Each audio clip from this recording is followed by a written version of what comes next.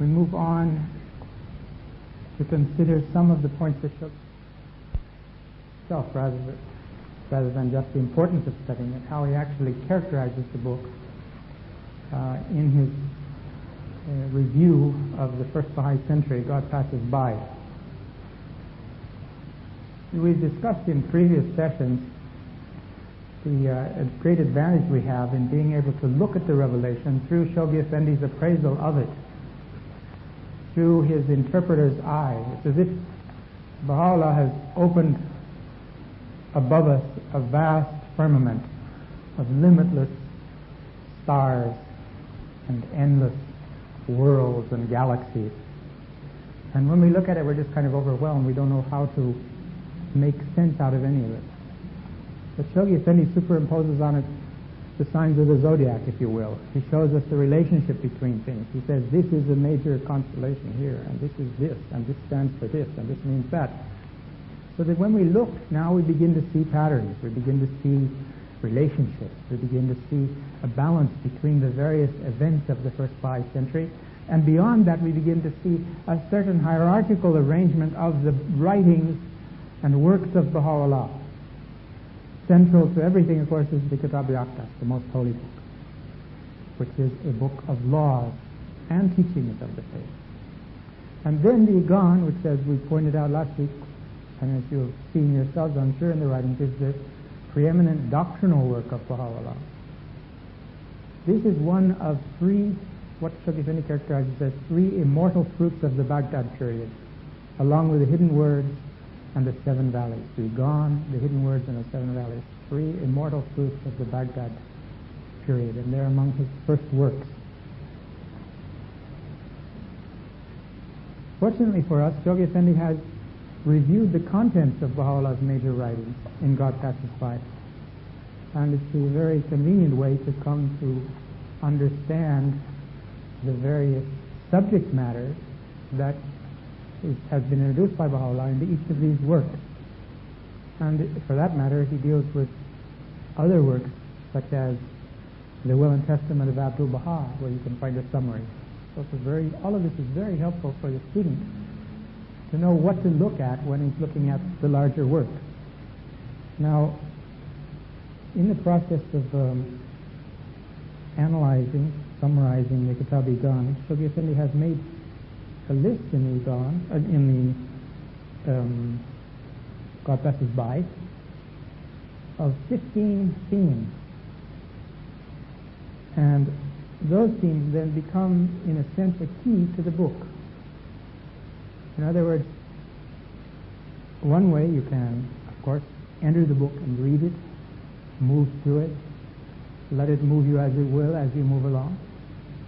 Another way that you can then do it is take the list of these major themes, and as you're reading, keep reviewing the list and seeing where these themes are found, so that you build, in a sense, an index to the book itself relating to this list of subjects and important themes of the book.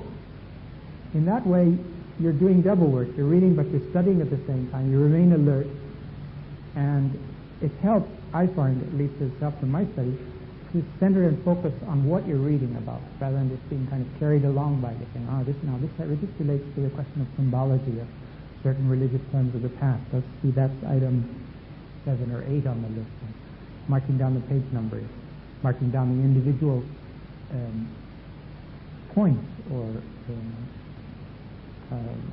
terms that Baha'u'llah is interpreting and explaining, such as life, such as death, such as resurrection, such as return. All these various themes that are woven through the holy books of the past.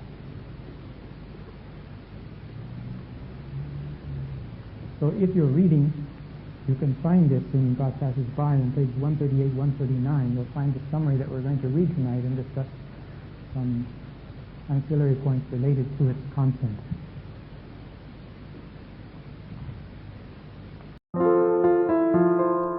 Please click like for this video and subscribe for more great content.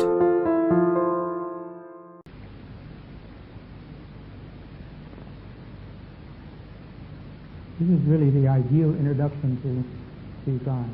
as set forth by Shoghi Effendi.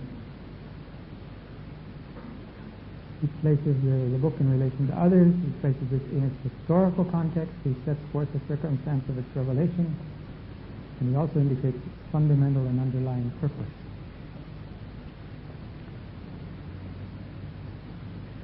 To read from the text itself, it says, "Foremost among the priceless treasures cast forth from the billowing ocean of Baha'u'llah's revelation ranks the Kitáb-i-Íqán, the Book of Certitude, revealed within the space of 2 days and 2 nights in the closing years of that period."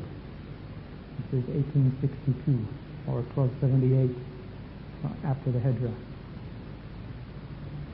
"It was written in fulfillment of the prophecy of the Bab." Did you know that? Who had specifically stated that the Promised One would complete the text of the unfinished Persian Bayan. And in reply to the questions addressed to Baha'u'llah by the as yet unconverted maternal uncle of the Bab, Haji Mirza Sayyid Muhammad, while on a visit with his brother Haji Mirza Hassan Ali to Karbala. A model of Persian prose of a style at once original, chaste and vigorous, and remarkably lucid, both cogent in argument and matchless in its irresistible eloquence. This book, setting forth in outline the grand redemptive scheme of God, occupies a position unequaled by any work in the entire range of Baha'i literature, except the Kitáb-i-Íqán, Baha'u'llah's most holy book. Revealed on the eve of the declaration of his mission, it proffered to mankind the choice sealed wine, whose seal is of musk, and broke the seals of the book referred to by Daniel, and disclosed the meaning of the word destined to remain closed up till the time of the end. This is the opening paragraph of the summary. The second paragraph has to do with the content itself. We'll come back to that, but I'd like to make some comments about the material that I just read. With regard to the time of revelation, the space of 2 days, within the space of 2 days and 2 nights. Now, I've heard some of the people who've been teaching about it say that Baha'u'llah was revealing the whole period for 2 days and 2 nights, and he just stopped for tea and then he would go on, But I don't think it was that. It was within the space of 2 days and 2 nights. And as one can read it out loud in less than 48 hours, I suppose that it could be revealed in less than that amount of time. There's no indication that he did it non-stop, in other words. It's just that it came very rapidly. There were times when Baha'u'llah would reveal verses with such rapidity that no one could take them down at all. And even amanuensis testified that at times he could only get 1 out of 5 verses when he was writing with this revelatory writing very quickly, taking notes, depending on Baha'u'llah to afterwards help him to fill in whatever was missing. But at the moment of revelation, which is not a time of composition as we would understand when we go to write something, but an impetuous and moving, shaking experience to the manifestation of God from the few indications that we have, where his whole being is taken up with this contact with this power that's flowing through him. And there are a number of references in the writings themselves to the rapidity with which both the Bab and Baha'u'llah reveal divine verses. One of them has been set forth in the writings in the following manner. A certain Muhammad Karim, a native of Shiraz, who had been a witness to the rapidity and the manner in which the Bab had penned the verses with which he was inspired, has left the following testimony to posterity. After attaining during those days the presence of Baha'u'llah, and beholding with his own eyes what he himself had considered to be the only proof of the mission of the Promised One, I bear witness that the verses revealed by Baha'u'llah were superior in the rapidity with which they were penned, in the ease with which they flowed, in their lucidity, their profundity, and sweetness to those which I myself saw pour from the pen of the Bab when in his presence. Had Baha'u'llah no other claim to greatness, this were sufficient in the eyes of the world and its people, that he produced such verses as have streamed this day from his pen. The envious position of this certain Muhammad Karim, who was in the presence of both the Bab and Baha'u'llah when they were revealing divine verses. You need no commentary. Imagine such an experience, having two manifestations close to each other and having had that unique possibility. As to the date 1862, which is indicated here by the Guardian, there are several passages in the Íqán itself which indicate the date of its revelation. For instance, on page 226, there's a reference to these holy lights have for 18 years heroically endured the showers of affliction. So if you take the 18 from 1844 and add 18 to it, what does that bring you to? In the lunar calendar, the Íqán was revealed in the year 1278, and the faith was founded in 1260. So if you count that, that's 18 years earlier.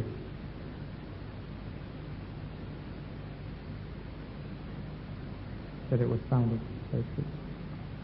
And that was the date Soviet India gave for the lunar date for the revelation of the Íqán.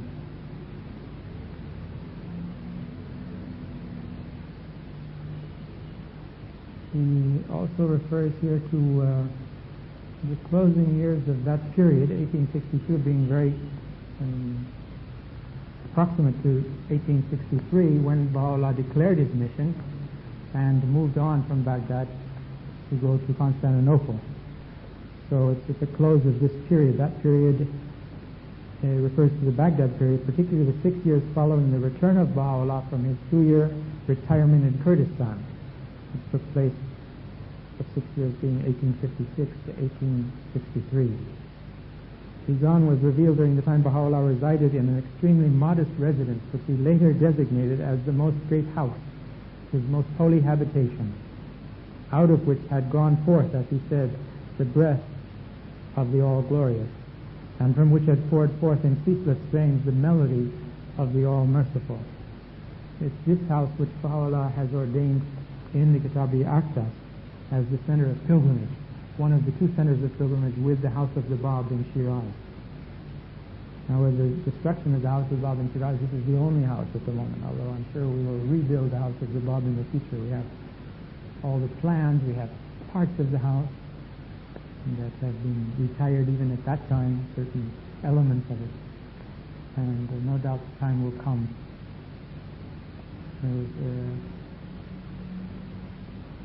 We have Shiraz without the house of the Bab right now.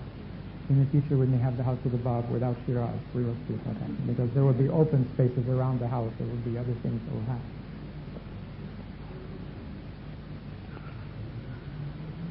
As to the prophecy of the Bab that's mentioned here, the Bab had specified that the Bayan is not completed, and that he whom God would manifest, in other words, Baha'u'llah, would complete it, though not in its actual form, but only spiritually in the form of another book. The Íqán is believed to be its continuation. And this is a letter published in Dawn of a New Day on page 78 that I just read you from the Guardian, written on his behalf. Then Shoghi Effendi, in another part of God Passage-by, refers to the Bayan itself. And he tells us the following. He says, this is peerless among the doctrinal works of the founder of the Babi dispensation. Now, we know this is preeminent among Baha'u'llah's doctrinal works, the Íqán. Now, we see that the Bayan was preeminent among the doctrinal works of the Bab. Although it was a book of laws, Shoghi Effendi characterizes it as a book of doctrine as well. It has laws, but that was not its main purpose. Its main purpose was doctrine. It consists of 9 vahed, each vahed of 19 chapters, except the last vahed comprising only 10 chapters. This book of about 8,000 verses, occupying a pivotal position in Babi literature, should be regarded primarily as a eulogy of the Promised One, rather than a code of laws and ordinances designed to be a permanent guide to future generations. The Bab himself comments on the position of the Bayan in relation to the revelation of the Promised One.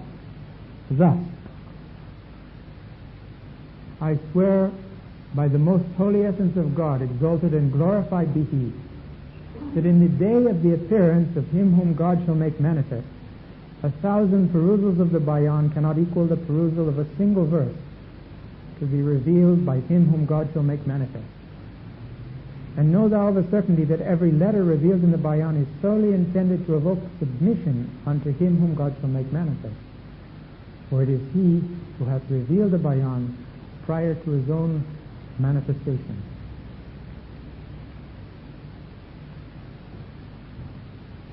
I've been searching for the first of these two verses yesterday and today for the Octave project, and I'm glad that in this class it's now come out again. Very helpful. Baha'u'llah makes reference to how the Bab extols above his own writings a single verse of Him whom God shall make manifest. He's trying to find the counterpart, and this is the verse that seems to correspond to it. Now you noted as we were reading there, 9 go-aheads, 19 chapters each, the last one only 10 chapters. So there will be additional 9 chapters that would be given by Baha'u'llah as his indication of the Bab.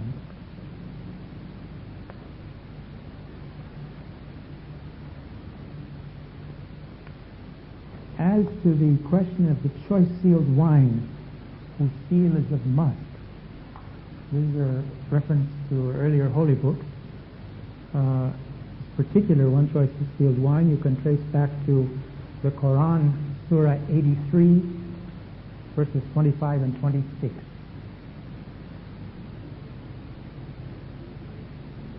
Where it refers to the choice sealed wine, that it will be given them to quaff the seal of musk.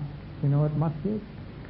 Musk is just it comes from an animal like a deer, and it has a certain pouch on its back, and there's waxy substance there, and a very fragrant substance that's used in preparation of perfumes and things like that. According to various Muslim commentators, this verse refers to the wine which is drunk by the righteous in paradise, the choice sealed wine. Its vessels are said to be sealed with musk instead of clay. Commonly the wine was sealed with clay. This special choice sealed wine was sealed with musk. A number of passages from Baha'u'llah's tablets refer to this choice sealed wine. For example, verily I say, the seal of the choice wine hath, in the name of Him who is the self-subsisting, been broken. Withhold not thyself therefrom. And in the opening of the Kitáb-i-Íqán, he says, think not that we have revealed unto you a mere code of laws, nay, rather we have unsealed the choice wine with the fingers of might and power. And again in the epistle he says, by the righteousness of God, idle fancies have debarred men from the horizon of certitude. Come to this matter of certitude again. And vain imaginings withheld them from the choice sealed wine. Baha'u'llah identifies his revelation as the outpouring of the choice sealed wine, so that in the same way we have the kingdom of God on earth, now we have the availability of that spiritual refreshment that comes through the verses of God while we're still resident, if you will, in this life.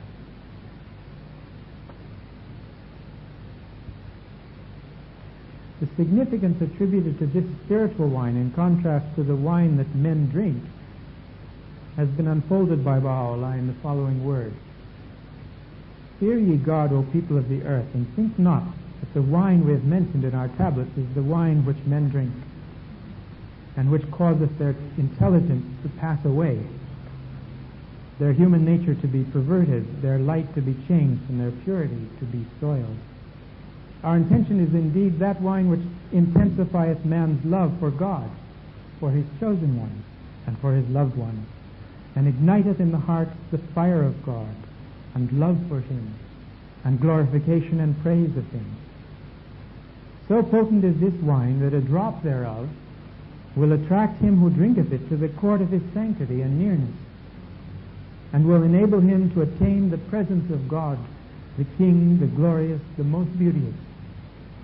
It is a wine that blotteth out from the hearts of the true lovers all suggestions of limitation, establisheth the truth of the signs of his oneness and divine unity, and leadeth them to the tabernacle of the well-beloved, in the presence of God, the sovereign Lord, who is self-subsisting, the all-forgiving, the all-generous.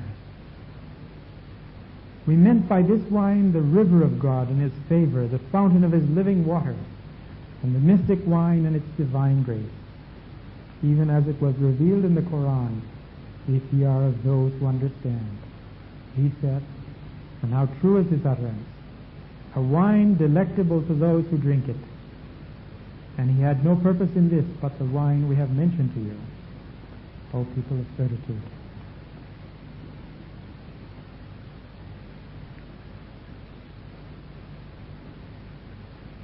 And broke the seals of the book. This is a biblical reference to the book of Daniel, chapter 12, verse 4, which states, But thou, O Daniel, shut up the words and seal the book, even to the time of the end, and disclose the meaning of the words destined to remain closed up till the time of the end. This is citing from God Passes By. This is also in Daniel 12, verse 9. And he said, Go thy way, Daniel, for the words are closed up and sealed till the time of the end. And you could also note down to read in relation to this chapter 10 of semantic questions, which deals with traditional proof exemplified from the book of Daniel, which goes more into the meaning of these matters.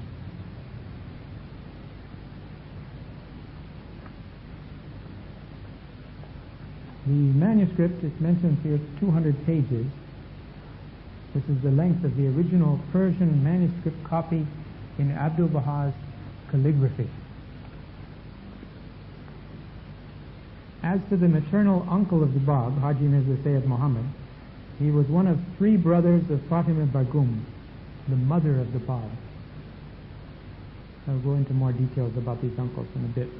It's interesting to note that because of its recipient, the Íqán was originally known as the Risale-i Khal, or the treatise to the uncle. Baha'u'llah himself, as we mentioned last week, has renamed it in a tablet that it should be known in the future as the Kitáb-i-Íqán, Book of Certitude.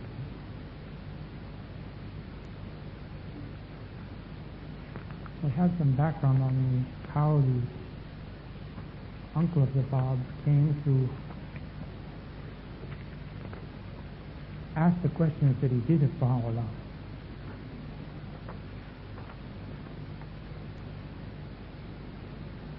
To give us a little background about the uncle and his own experiences with the Bab in the Bab's lifetime, because you realize, of course, this is 1862, this is what, 12 years after the martyrdom of the Bab, that he's getting around to asking these questions. He seems to have, as were his brothers, to have been deeply impressed with the Bab in his own lifetime, in the lifetime of the Bab. In the spring of 1845, the Bab was returning to Bushehr from his pilgrimage to Mecca and Medina. If you recall, after his declaration, he left out on pilgrimage and went there. Then he returned to Bushehr. And the news had reached him that he proclaimed his cause to some of his fellow pilgrims and to some of the Muslim dignitaries. And his host in Bushehr was this same Haji Mirza Sayyid Muhammad, the oldest of his maternal uncles. Though unaware of the glorious station of his illustrious nephew at that time, he wrote to his mother and his sister thus: To my radiant and honored mother and sister, may the peace of God be upon you. I am honored to present to your sanctified being that we have been blessed, praised by God, for His Eminence Janabi Haji has safely arrived. And this is a very literal translation. And I am pleased to spend my time in his presence. He's come back, he says, announces to the mother and the sister that in Bushehr, which is the coastal town away from Shiraz, that he has the honor of being in the presence of Janabi Haji, which is a reference to His Holiness the Pilgrim, the one who has made the pilgrimage. A reference, in other words, to his nephew the Bab. It seems advisable that he should stay in Bushehr for a short while, but please rest assured that soon he will depart for his home in Shiraz. Truly his bountiful soul is the source of felicity for the people of this world and the next. He brings honor to us all. So he was understanding something at that stage, it seems quite clear. The news of the claim of the Bab had reached Shiraz, and it caused the mother of the Bab and the family grave concern and worry, and the uncle of the Bab, bearing this in mind, continues his letter, and he says the following: Praise be God, and again praise be God for his favor. God willing, the Bab's cause is undeniable. Do not be dismayed by the sayings of the people, and allow no trace of doubt in your heart. Be not perturbed by the tales you may hear, as the Lord of the world is his protector and defender. The mother of the children, in other words, the uncle's wife, sends her greetings and says to my dear sister that, alas, I am not there to tell Aga Mirza Abu Khazim's mother that, praise God, for you have no reason to be ashamed. You have a son-in-law which has no equal in the world. The whole world should abide by his will.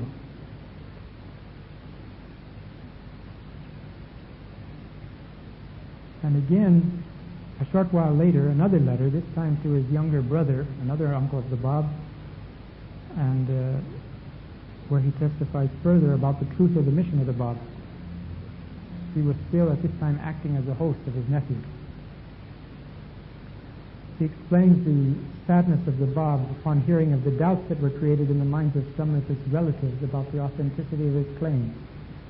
You know, we've read in other times about the gentleness and meekness of the Bab, and this kind of awareness that comes upon him that here he's giving this precious gift to the world, and there's people denying it and turning away from it, and even his own relatives are going to raise problems. His Honor the Bab, in many of his writings, has testified that whosoever is in doubt about his cause and prides himself in following the path of truth should come forth and face him. How can a person so assured of his claims, God forbid, be in vain? If they say that he is insane, any reason would refute that. For how is it that when he was sane, he was unlettered, and soon after he became insane, he appears as the greatest of the learned ones? For this servant, in other words, the uncle, there remains no doubt, and no reason exists for diffidence. As I can see and understand, this cause is from God. Now, the question of the promised Qayyam, the matter of being the promised Qayyam, has, I don't believe at this stage, come out clearly in this situation, because it's around those, the matter of the Bab being the fulfillment of all the prophecies of the promised Qayyam, that the questions that the uncle of the Bab addresses to Baha'u'llah. There seems to be another stage in his acceptance. But that he seems to identify the Bab as bringing inspiration from God and a blessing to the family. This seems clear from these extracts from his letters.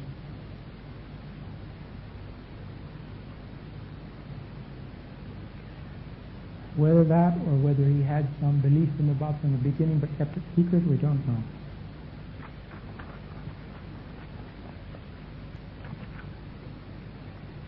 Now there's an extract here from Mr. Tarzadi's volume 1 of the Revelation of Baha'u'llah. It says the following: During the initial stages of our discussion, Haji Mirza Sayyid Muhammad maintained a negative attitude and would repudiate any truth or argument that I put forward. These discussions lasted for several meetings. Once when I was talking with great fervor and conviction about the faith, he turned to me in astonishment and exclaimed, "Are you really saying that my nephew is the promised Qayyam?" When I reaffirmed my belief that he was, Haji Mirza Sayyid Muhammad became perplexed and expressed his view that this was all very strange. He then began to meditate and was lost in thought. Seeing him in this reflective mood, I could not prevent myself from laughing. He asked my reason for laughing, but as it would reflect badly upon him, I was reluctant to tell him. This is an account by Haji Sayyid Jawad Karbala'i. However, he insisted on wanting to know what was the cause of his humor, and he said that I told him, your view that your nephew cannot be the promised Qaim is similar to the objection which Abu Lahab had. Now, this was an uncle of Muhammad who wanted to know how could his nephew be the messenger of God. And this similarity struck this Bahá'í teacher at that moment, and so he was laughing. He also said, how could it be possible for my nephew to become a prophet? But he said Muhammad was the true prophet of God. Now it's up to you to investigate this cause. You must be very proud that this sun of truth dawned from your family, and its light shone forth from your home. Do not hold back from it, and be not surprised. For God is able to make of your nephew the promised one of Islam. Be assured that the hands of God are never tied. It seems that Haji Mirza said Muhammad was moved by these words, and he said, this is an irrefutable answer.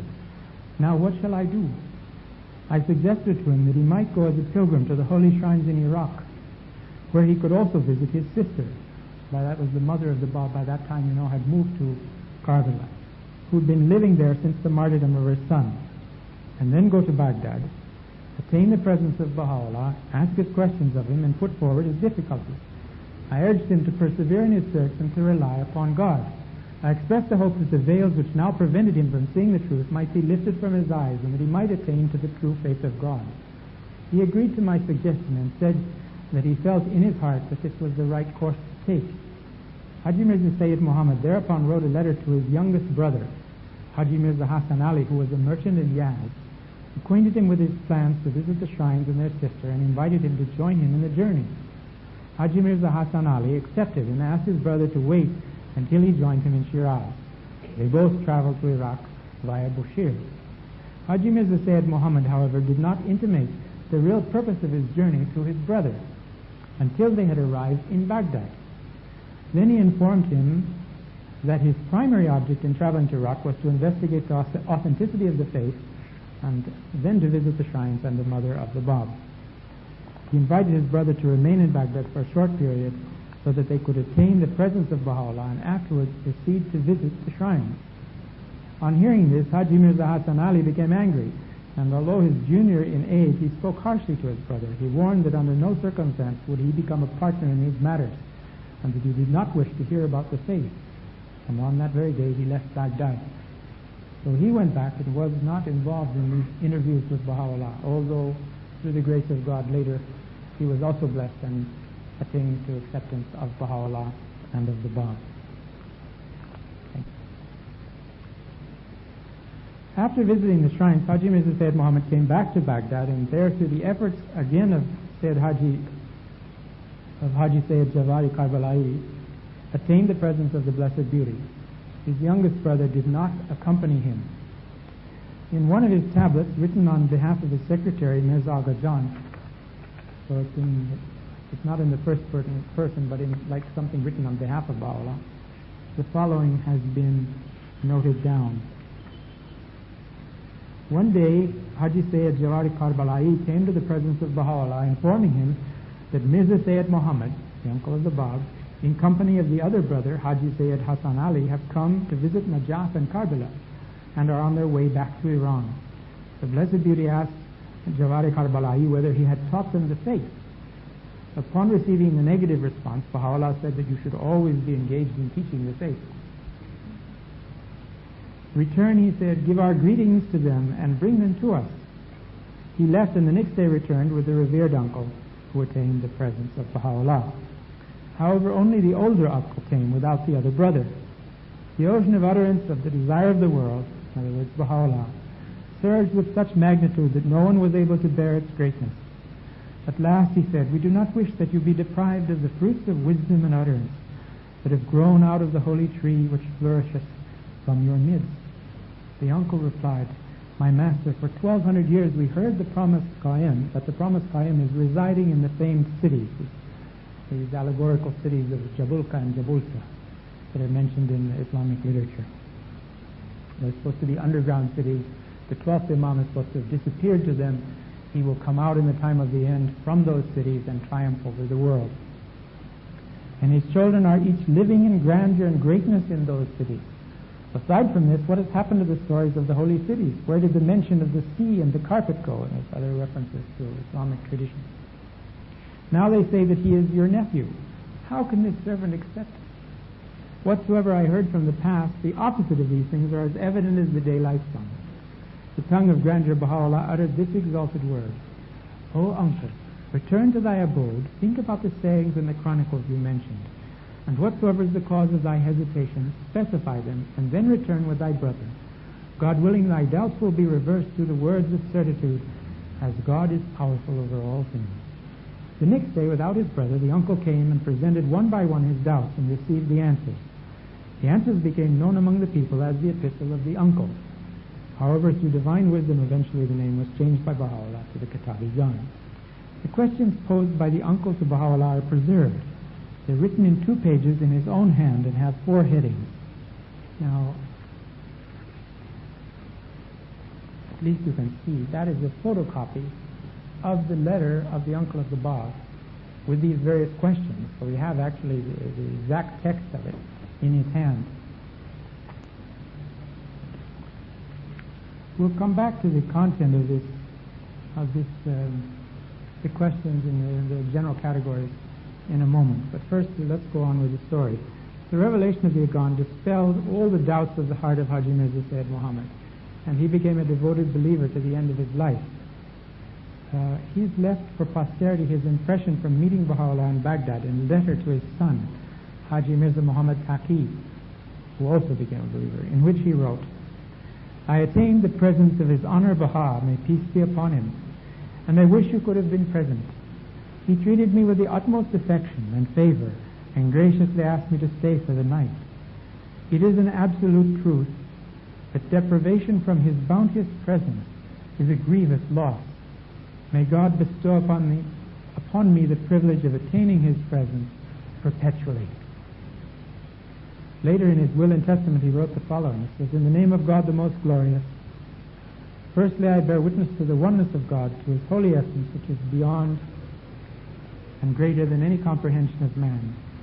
Moreover, I bear witness that the holy and exalted being that appeared in the year 1260 to him, I bear witness to him, and that proclaimed his station, is from God, testifies in his will to the reality of the Bab's mission. He is the dawning place of the greatness and omnipotence of God. Great is his station. Whatsoever he has uttered regarding religion and the recognition of God are all the truth. Whosoever obeyed him will be numbered among the ones saved, and whosoever opposed him will perish. The religion of God for today is what His Holiness the Bab has brought, and today the Lord of religion and the propagator of these radiant people is His Holiness the glorious Baha. May my soul and the souls of all the people of the world be a sacrifice unto him. Baha'u'llah's blessed appearance is the same as the appearance of the one before him, of the Bab. Obedience to him is obedience to God, and opposition towards him is opposition towards God. This is the belief of this servant who is drowned in the sea of sinfulness, who due to the weakness of his own self has kept his belief a secret from all the people, even from his own children and family.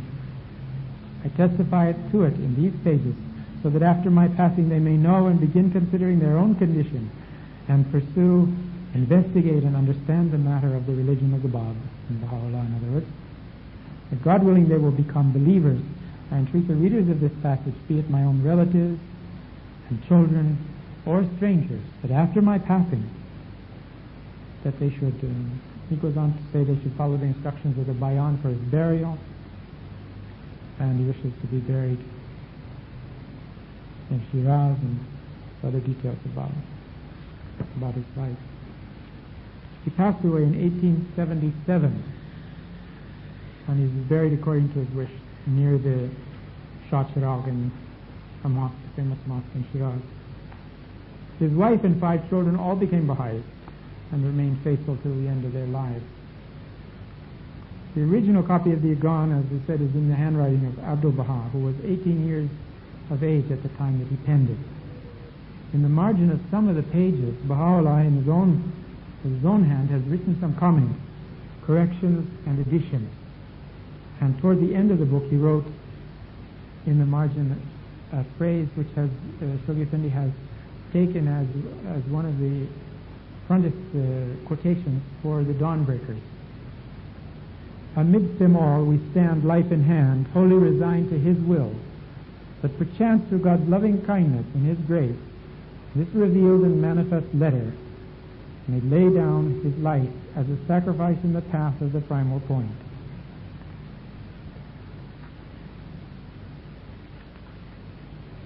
Now, we go back to our other account here.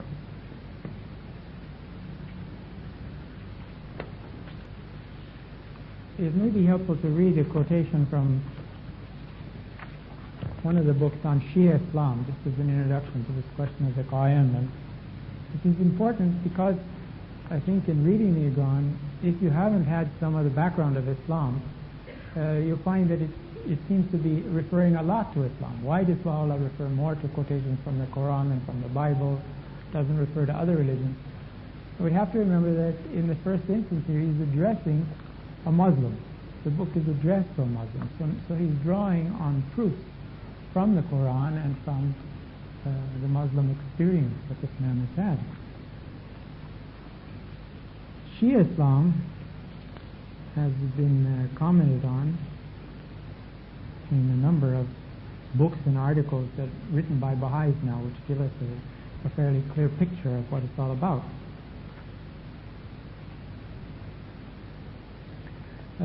The knowledge of basic understanding of Islam, which is important to all of us, so that we can understand the origins of the revelation of the Bab and indeed of Baha'u'llah. It helps open the way to any Western reader, really, to more fully appreciate the references that are found throughout the Íqán to this topic. It's useful to remember that the recipient of the Íqán not only was a Muslim, but was a Shia Muslim. Bill Hatcher and Douglas Martin have provided a brief introduction to Shia Islam in their book on the faith. They've written on the faith, the Bahá'í faith, the emerging global religion. Like Christianity before it, Islam gradually divided into a number of major sects. One of the most significant of these is the Shia sect, which believes that it was Muhammad's intention that his descendants inherit the spiritual and temporal leadership of the faithful. These chosen ones, called imams or leaders, were believed to be endowed with unqualified infallibility in the discharge of their related responsibilities. However, the great majority of Muslims rejected such claims, believing that the Sunnah, the way or mode of conduct attributed by tradition to the Prophet Muhammad, was sufficient guide. Those who ascribed to this latter belief became known as Sunni. Although Sunni Muslims vastly outnumber the Shia today, and are usually referred to by Western scholars as orthodox as opposed to the heterodoxy of the Shia, Shia Islam has a long and respected tradition, a tradition that only recently has become the object of serious study among a growing group of non-Muslim scholars. And it's the truth that when I started looking into Islamic topics, you couldn't find anything in English on Shia. It was very, very elementary, some reference to it as being one of the sects. But as far as learning about the lives of the 12 Imams, it's only now about 10, 12 years ago that the first book of Islamic lore about all of the lives of the 12 Imams was published, the Kitáb-i-Íqán. So it's a very helpful biographical account of the lives of the Shia Imams. And since they're cited, and even in Íqán we find quotes from several of the Imams, cited and interpreted or used in the form of proofs by Baha'u'llah, it's very helpful for us to have some idea of the history of the early successors, 12 successors of Muhammad, the first of which was his cousin Ali, the Imam Ali. By AD 661, only 29 years after Muhammad's death, power in the Muslim world fell into the hands of the first of a series of dynastic rulers, theoretically elected by the faithful, but in fact representing the dominance of various powerful families. The first of these Sunni dynasties, the Umayyads and the Abbasids, saw the Imams as a challenge to their own legitimacy. Consequently, according to Shia accounts, one Imam after another was put to death, beginning with Hassan and Hussein, the grandsons of Muhammad. That was the second and third Imam. Ali had already been killed by that time. These Imams, or descendants of the Prophet, came in time to be regarded by Shia Islam as saints and martyrs.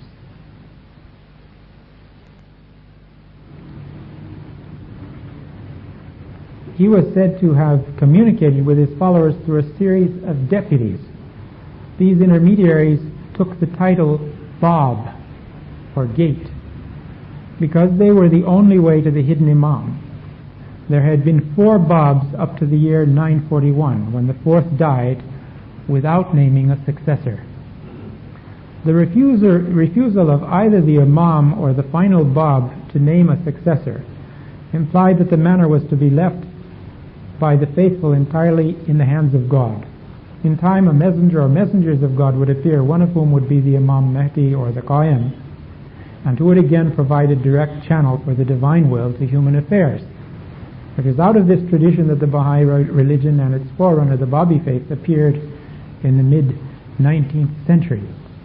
Now you see, we hear the title of the Bab, we say the Bab, well, it doesn't mean anything to us. But for someone to arise and claim to be the Bab, immediately in the minds of the Shias, he identified himself as one of these successors of the Qaim, of the 4 Babs. Now not only did he say he was the Bab, but his title that he assumed was the Babullah, the gate of God, not the Babul Qaim, the gate of the Qaim.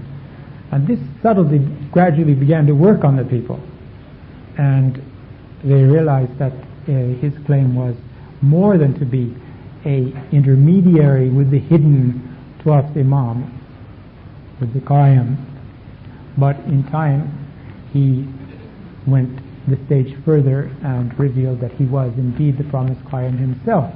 And this he did in the presence of the Vali-Ad, of the successor to the throne of Persia, Nasr ad-Din Shah, who was a prince at that time in Tabriz, when he was there and when he was interrogated by the religious officials. So Nasr ad-Din Shah heard from the lips of the Bab that he was the promised one of God, and he heard it several times.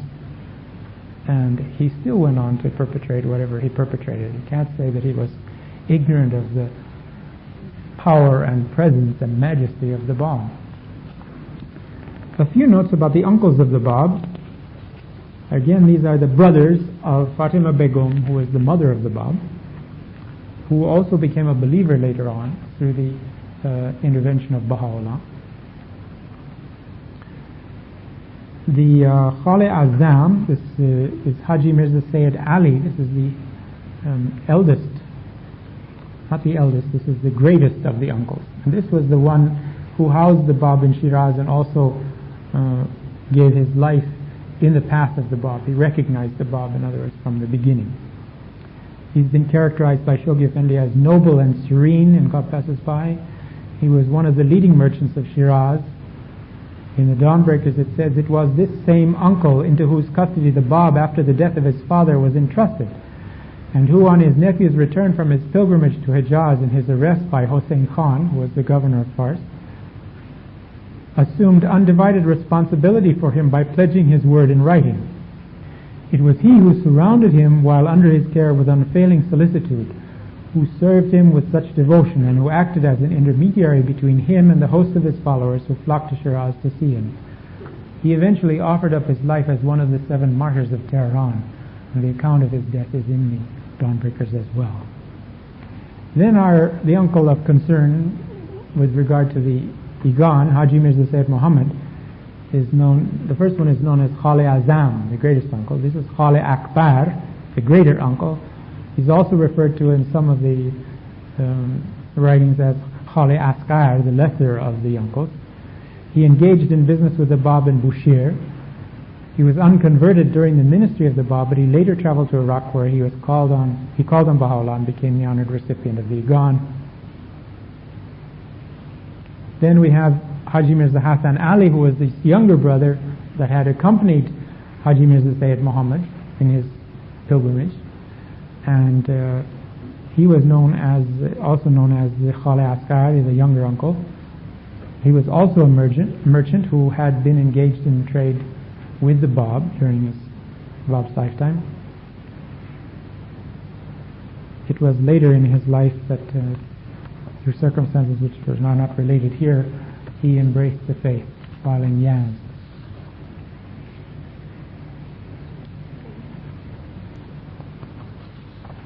Now, I'd like to read a couple more. We're doing time here. A couple more accounts. Some of this is repetitive, but it doesn't hurt us. It's because we're trying to get this picture in our mind. This is Mr. Balyuzi's one-paragraph account of the same things we've just been reading. So you'll hear it in another way, and it helps to settle. I think it helps to settle for us. You'll find this particular material in The King of Glory, page 163, 165. The Kitáb-i-Íqán, or Book of Certitude, was written in answer to questions presented by Haji Mirza Sayyid Muhammad, a maternal uncle of the Bab, entitled Khale Akbar, the greater uncle. He and his brother, Haji Mirza Hassan Ali, were visiting the holy shrines of Iraq in the year 1862. Both of them, during the 6 short, eventful years of the ministry of their nephew, had stood firm and steadfast in his support and defense, but neither of them had given him their allegiance. Baha'u'llah himself relates in a tablet that Haji Sayyid Jawari Karbala'i spoke to him of the presence of these 2 uncles of the Bab in Iraq.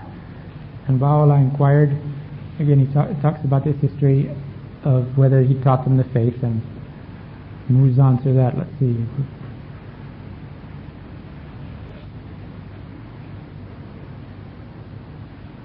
Here it gives the name of, already in Shiraz, and this was the account I read earlier, and I think I mistakenly identified that with Sayyid Jawari Karbala'i.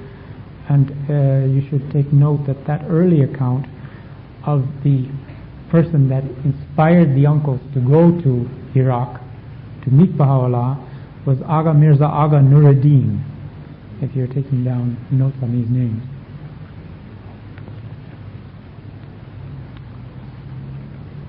As a youth, Aga Mirza Aga had been converted to the Babi faith by his aunt, Khadija Begum, the wife of the Bab. So he was a relative of the family. Now when Haji Sayyid Jawari Karbala'i, whom he had known well for many years, brought Haji Mirza Sayyid Muhammad this invitation from Baha'u'llah, he gladly and readily responded. Baha'u'llah mentions in the same tablet that when he asked Haji Mirza Sayyid Muhammad what it was that stood in his way, the latter replied that there were some questions that had caused him great concern. And he explains how Baha'u'llah advised him to write these down. He did, and we can read these questions in the handwriting of Haji Sayyid Muhammad himself today. They're related to the Shia expectations of the advent of the Qaim of the House of Muhammad. Haji Mirza Sayyid Muhammad worded his questions under 4 headings, namely, these are the categories of the questions which prompted the answers in the Íqán. The day of resurrection. Is there to be corporeal resurrection? The world is replete with injustice. How are the just to be requited and the unjust punished?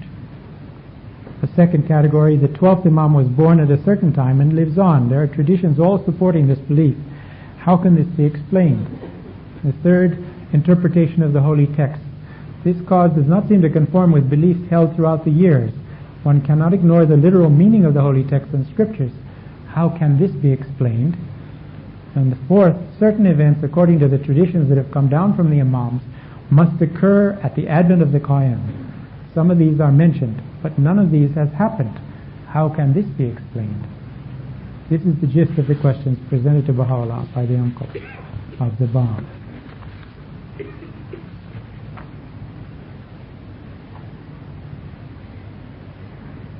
Now the quotation about having attained the presence of His Honor Baha that he recited, you can find in the Revelation of Baha'u'llah, Volume 1 of Mr. Tarzadeh's books on pages 158 to 159. Now we come to the matter of the manuscript of the Íqán. There are some extracts from different sources here about the fate of the manuscript. That was the one written in the hand of Abdul Baha, which was given to Haji Mirza Muhammad himself. The first is from Mr. Tarzadeh's Volume 1 of the Revelation of Baha'u'llah.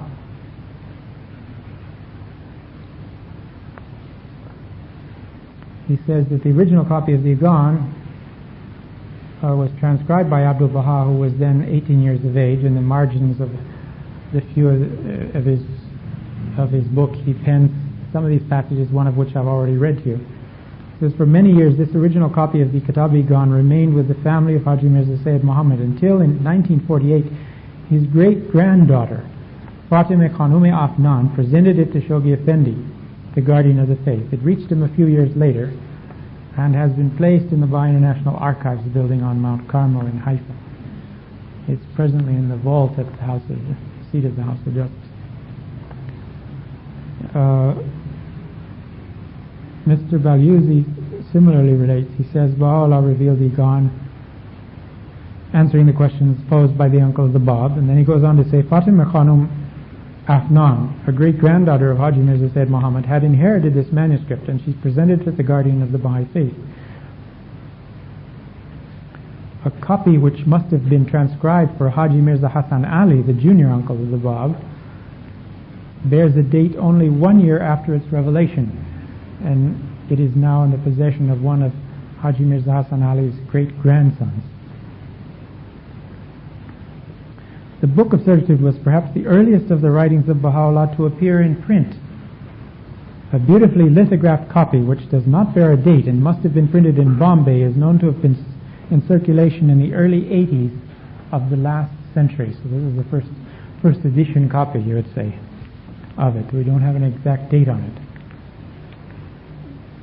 That's King of Glory, page 165, where you find those few facts.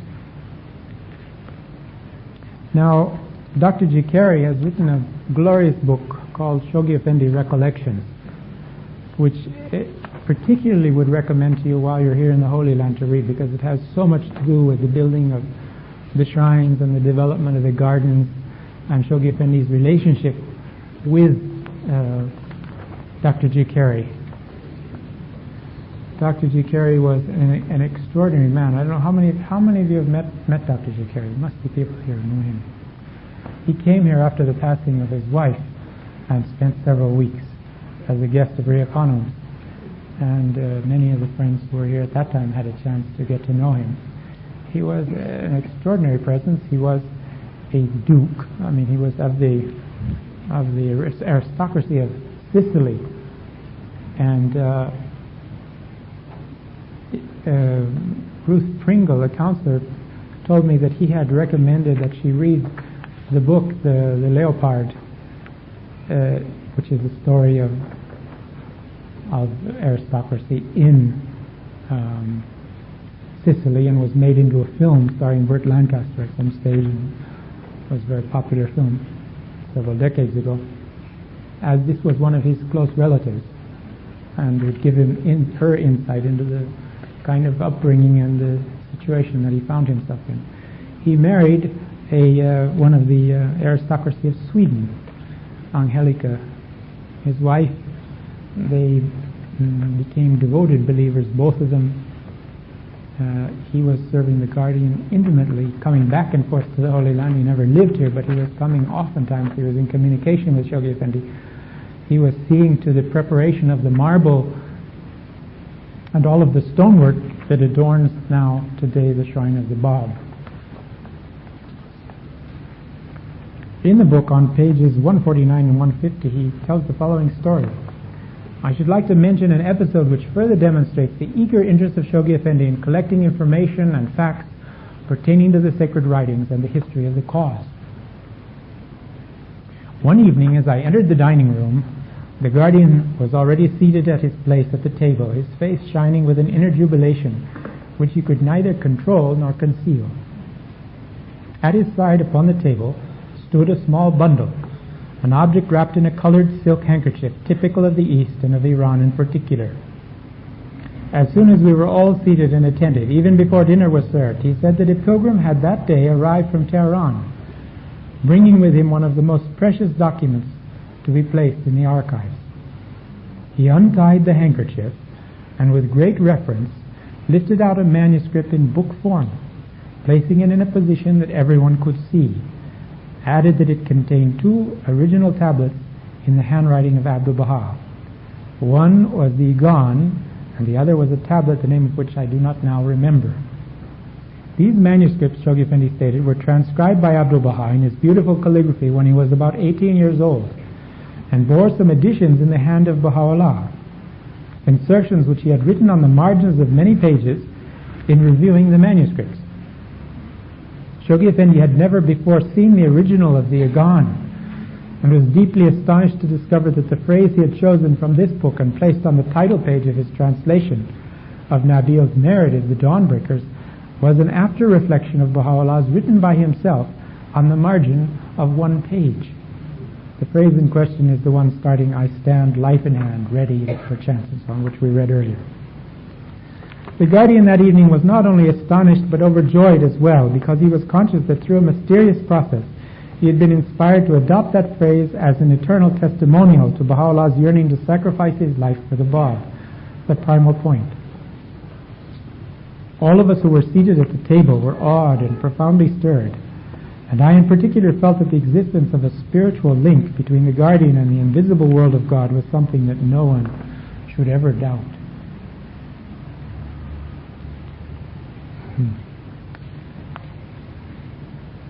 The bearer, the pilgrim that brought the Íqán to Shoghi Effendi was Zakarullah Khadim, who later became the Hand of the Cross, Mr. Khadim.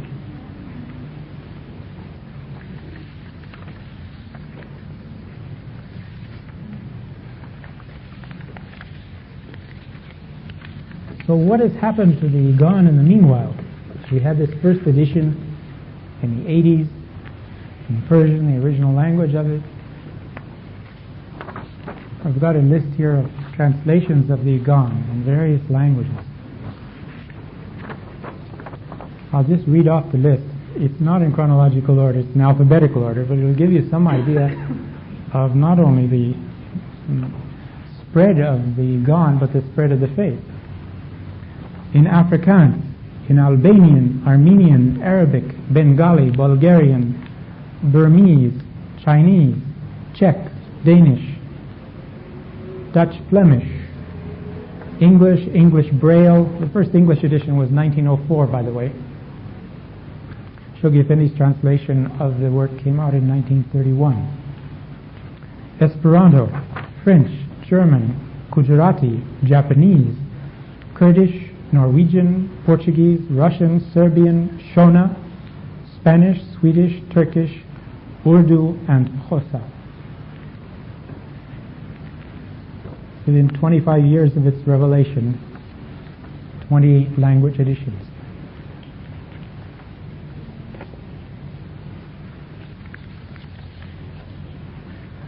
I think that finishes this for this evening. We will now take up next week this list of topics and discuss the meaning of them and where they come into the volume. So if you're reading ahead and you have God Passes By, you may wish to look up this list, make your own list out, and start doing this topical analysis of the book. If you've read the book, fine, you can scan through and find things. If you haven't read the book, maybe it will guide you then to look for these particular sections and passages, see if you can identify them all. Some of them are not easy to trace. It's a good challenge for everybody to try to find them.